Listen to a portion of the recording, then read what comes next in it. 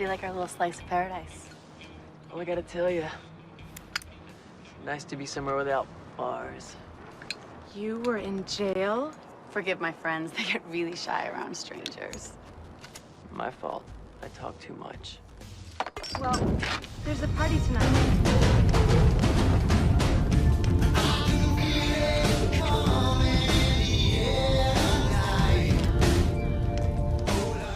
Look at Harry Enton on CNN. He's like the pollster CNN brings out. We actually love this guy because he kind of like just spits fire. He just says it as it is. Harry Enton straight up confirming what this program has been telling you for a long time. Now, these people that came for us, all right, these libs, they clipped our show and they said, LOL, Benny saying Trump will win the popular vote. Isn't Benny dumb? Benny's stupid. Yeah? Yeah. Ha, ha, ha, ha, ha. He's so dumb. They all said. Okay. Okay. Hey, libs who clicked the show. Come here. I got something to show you. Come here. Here. Watch this, asshats. May finally get his great white whale. Harris versus Trump national march. And you mentioned that New York Times poll, a tie.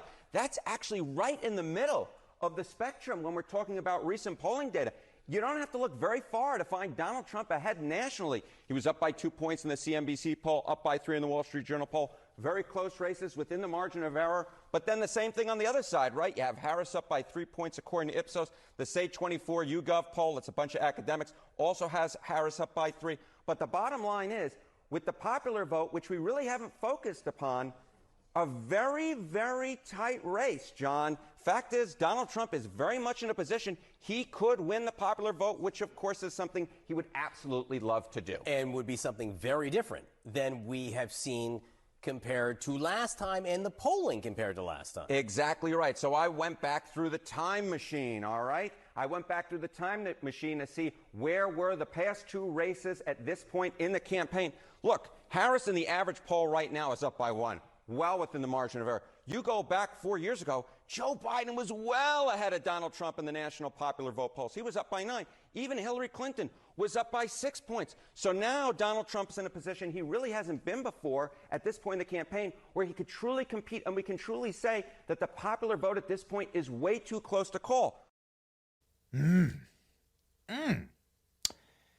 I drink your milkshake. I drink your tears. They taste like delicious chocolate gumdrops. Freaking libs. I got a list. I got a list to you people. We nuke them online. We got a much bigger following than them. We nuke them. It's fun. I got a list of you people that make fun of our show, make fun of this beautiful audience. Look at you. Look at this beautiful audience. I love you. Look at the chat. I love you. Hearts. Hearts from us to you. Hearts to the chat. We love you. Okay? We love you. Robbie, can you toss up a couple chats? We love you.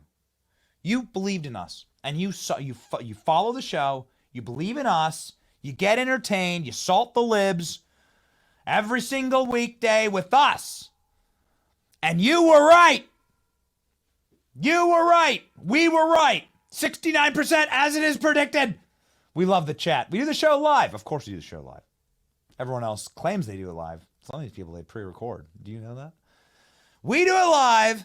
And those people, they made fun of you and me. They made fun of us. They said, no, Trump will never win the popular vote. Hardy har har. Well, why don't you shove that CNN clip in your pipes and smoke it like Hunter Biden on a bender inside of Lancelot's castle? Freaking libs. Yeah, give me some salt for those libs. We love the chat. The chat just rolls right in front of us the entire show. We love the chat. We live for the chat. We're in the chat. We with y'all. We are geniuses, Monique. Monique Pichet. Monique. That's right. I love you back. We love you back, Sunshine Miller. And thank you for the salt. Cube. And thank you, Nick. All right, here we go. Harry Enton. Harry Enton is back. We're going to call him Harry Enema because he's back with another exciting enema for our dear, sweet libs that get paid by George Soros to clip the show and make fun of us. We don't care. Keep clipping. We love it. Give us the free promotion. I'll take it any day. I want you to keep doing it. I beg you to keep doing it. The more you do it, the more popular we get. It makes us so happy. Here's Harry Enema with another enema for you libs. Enjoy. Whereby Trump wins all the key Great Lake battleground states, North Carolina, Georgia, Arizona, and Nevada, and he gets to 312 electoral And votes. that's even better than Trump did in 2016. Exactly right. So based upon what we see with the average polling error and how close the states are at this point, if all of the states move in one direction, one of these candidates could score a relative blow in the Electoral College, win 300-plus electoral votes. What does history tell us about the possibility of all these states moving in one direction? History tells us that it is more likely than not that all of the swing state polling errors would move in one direction. So in 2012, 92% of the states moved in Obama's direction. That is, the polls underdid Obama. In 2016, 83% of the swing states moved together because the polls underdid Donald Trump. Of course, we all remember that. And how about in 2020? 100% of the swing state polling averages underestimated Donald Trump, and so he did better than a lot of folks thought. So this time around, don't be surprised if the swing state polls, when they underestimate one candidate, they underestimate all of them in the states, and that would lead to a relative electoral college blowout with one of the candidates winning at least 300 electoral And Harry, votes. CNN saying that Trump's going to win the national vote, the popular vote, and that Kamala, in an incredible turn of events, is going to get blown out.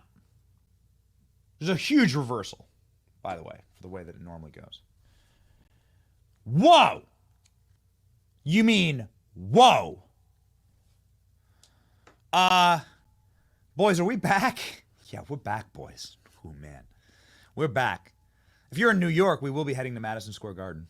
Just letting you know. We're going to be out, ya. If you're in New York, we're going to be in Madison Square. Madison Square Garden. We're going to be doing some man on the streets. We're going to be going, sitting with Trump. We're going to be hanging out. So if you're in New York, hit up your boy, okay? We'd love to see you. We'd love to meet you. Meet so many wonderful people at these Trump events. The chat. My producer's telling me the chat is rocking and rolling. Can we let's just do comments through the rest of the show, can we? Robbie, just toss up fun comments. Robbie complains that the comments come in too fast, okay? So you're coming in too fast for our boy Robbie. But here we go. And Danny trolled me. Producer Danny trolled me and said we love you. I said I love you back, and then he gives me this Kamala clip, which is actually the way I should have said it. I love you back.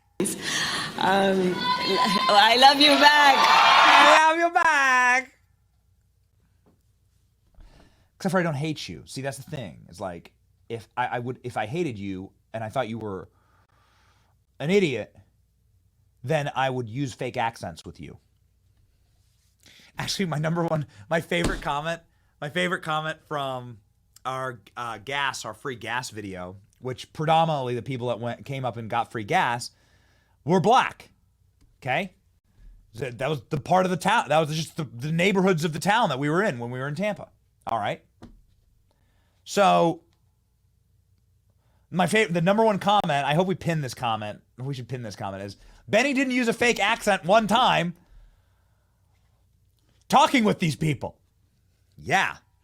No, you won't find that because that's actually incredibly insulting. In fact, it's like ridiculously insulting.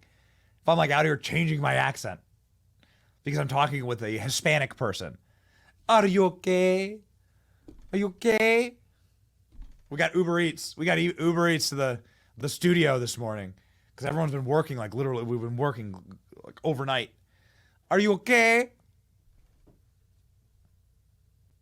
The driver happened to be Hispanic. I didn't use a fake accent. I assure you, I didn't wear a sombrero, right, and run out there like Speedy Gonzalez to get the Uber Eats. Although I was very, very excited to get it. Okay, here we go. The backfire's here. Backfire's here. Producer's telling me I got to keep moving. Backfire's here. The Hitler backfire. is here. Yes, that's right. So we'll call this Hitler-mageddon. I guess we're now here in the news cycle. Hitler-mageddon. Hitler backfire. Undecideds are being like, wait a second. Your closing argument is that Trump's Hitler. You've been teasing this stuff for a long time. Your closing argument is that Donald Trump's Hitler. That's what you got for us. Nothing about the border, nothing about the economy, nothing about forever war. That's it? Nothing about my grocery prices or my gas prices? Really now? I can't. I think part of the reason why I'm being pushed towards Trump so strongly is that I find that the Democrats and the left just keep going straight to Hitler all of the time with everything. Like it, and if it's not the left pushing Hitler, it's the right pushing Stalin. So it's like we're fighting World War II every single day for every single election. So it's so exhausting. I think it just detracts from, it pushes me away from their position, and it's so hyperbolic that it makes it impossible to have good discussions, and I think it ruins the discourse. Does anybody think it's valuable or something you want to hear from the vice president? Anybody? Raise your hand if you think this is something that's important for her to be talking about. Anybody? Mark Halperin doing the old Zoom call, and those are all independents, right? They're all independents, and by the look, I mean, it doesn't look like no one's lying there. Those are independents, right? You kind of like see that it's not like MAGA truck drivers. These are like people to be convinced. And love MAGA truck drivers. We hung out all week with MAGA truck drivers. But like what I'm saying there is like there are real independents in America. They're trying. It's like, did the Hitler thing work on you? Here's why. Here's Hitler yesterday hanging out in a Cuban restaurant next to a sombreroed version of himself. This is sombrero Trump. This is Trump yesterday with Vivek Ramaswamy.